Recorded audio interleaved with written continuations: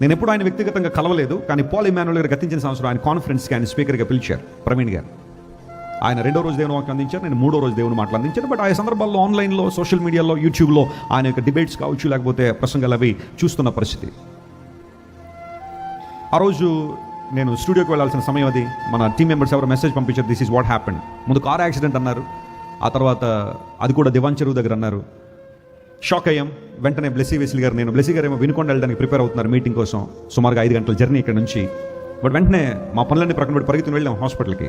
అప్పుడే తీసుకొచ్చారు బాడీ. చూసిన తర్వాత చాలా బాధ అనిపించింది. వెంటనే బ్లెస్సీ గారు వారి వైఫ్కి ఫోన్ చేసి, జెసికా గారికి ఫోన్ చేసి మాట్లాడారు, పరిస్థితి అంతా ఎలా ఉందని.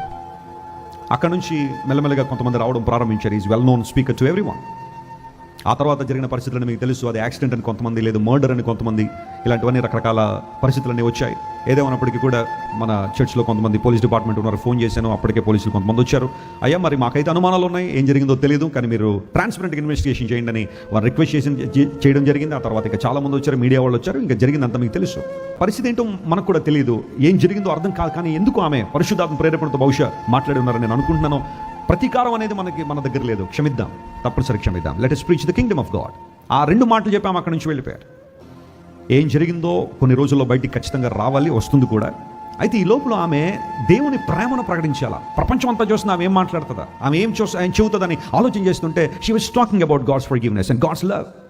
Something amazing. మానవ ఊహకు మించిన, మానవ యొక్క ఆలోచనలకు మించిన అనుభవాలు. 46 సంవత్సరాల భర్తను కోల్పోవడం అనేది చిన్న విషయం అయితే కాదు.